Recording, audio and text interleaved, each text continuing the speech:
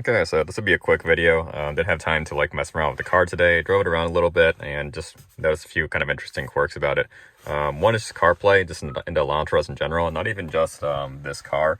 But something interesting is if we go to connected devices, CarPlay, um, the main dial here controls media, and like I said, you really can't hear the media when you're going until you like brake past about 40, because of all the road noise, because the engine noise, you're not going to be able to hear it.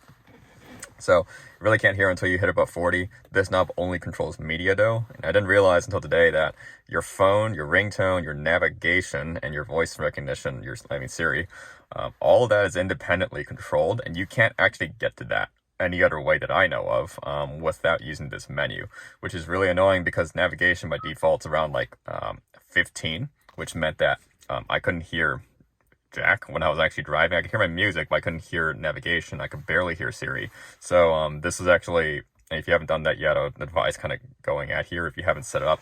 If you're messing around with CarPlay or Android Auto, this kind of just in general, not really an Elantra N specific thing, but that was kind of interesting. That and what else was there? In climate over here, I couldn't figure out what was causing me to suddenly drop out of the recirc, and it would automatically just pop up and end up back here sometimes. I couldn't figure out exactly why. It turns out there is a setting over here for auto dehumidify where it's going to switch you back to out of recirc into outside air, to try to control humidity, which I don't want actually, because I don't really want to smell all the lovely industrial smells around my area. So turn that off. That should kind of deal with that issue over there.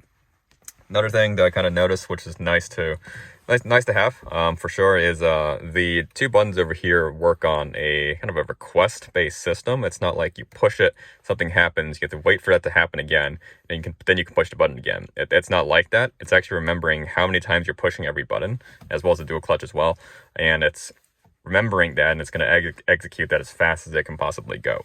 So it's nice that they actually did that. So what I mean by this is, if I press this 3 times, it ends up back at normal. If I press it twice, you can see it ends up at eco, even though like the double tap happened before it even got through to sport. It still remembered that it has 2 to go, so it's going to go to sport and then click over again to eco. So it's nice that it does that. So if I hit it like double tap really quickly, goes to sport, triple tap it, flops all the way back to sport. You can see like the display is lagging me clicking, but it is remembering that I clicked it 3 times, and it's going to execute that amount of times, which is really nice that it did that, because you don't have to wait for it to fully respond before you can hit it again. It's remembering what you wanted. So that's really convenient for driving around for sure, because you don't need to think about it. You just tell it what you want, it will happen. That's the same thing for N mode. So when you click N once, it jumps to N mode. If you click it again, it goes to N custom.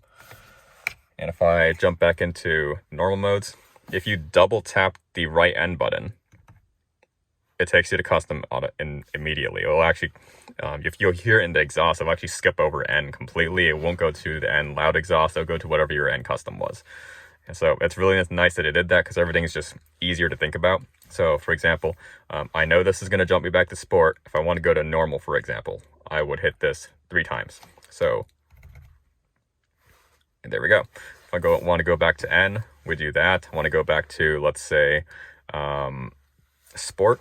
That would be a double tap. That takes me back to sport. I want to go to N custom.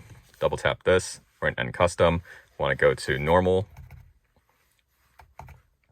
Went a little bit too fast, but we're back in normal. You kind of get the point, where if you button mash and you don't screw up the button mash. I think I didn't let off completely on one of those. But if you're button mashing it, it is remembering what you asked for, which is awesome.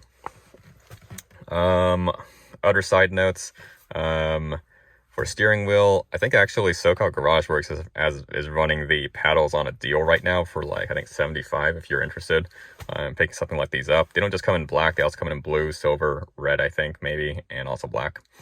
And one thing I was noticing on the steering wheel specifically is that this section on the right, this is nice and grippy. It's decently grippy. It's okay.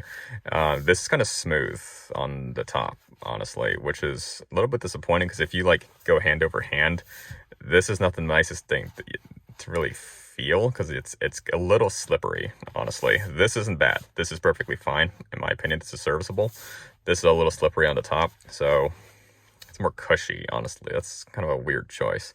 So there is a N Performance Parts version of this steering wheel in Korea. If you have a Korean friend, or if you use one of the sites, there's like an Instagram, and there's another dude that imports parts to the US, you might be able to get the N Performance Parts wheel, which is completely Alcantara, which would definitely deal with that issue.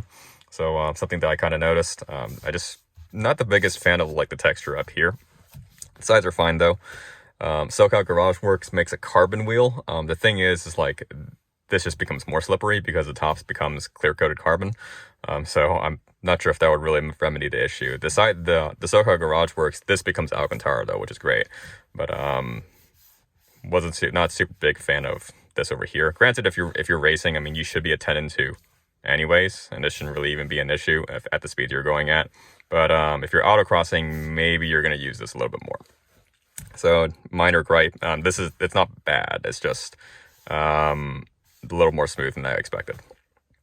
So I think that's it. I can't really do too much interesting until I get the bumper off and I can actually start getting in there. So we'll definitely do more content, hopefully maybe this weekend. Might skip tomorrow, honestly.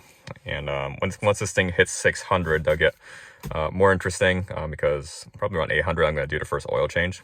And what I have planned for that is we're going to put in Fumoto valve, so I can actually do the oil change at home, do it a little bit easier. I'm a little bit itchy about having to retorque that, what's it called again, drain plug, because I know they use an aluminum crush washer on there, and I've heard some, like, it's not really horror stories, but there's a little bit of itchiness around that thing getting stuck.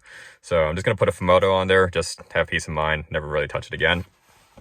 And besides the oil change, I also have a TurboTech rear motor mount that's going to go on there. So if you're not familiar with what a rear motor mount does, basically all that's going to do is, well, the engine is held by kind of like two primary mounts on the top, so one on the side, and then there's one sitting at the bottom of the engine towards the back. And what that's last rear motor mount is doing is it's stopping the engine from like wobbling and tipping backwards.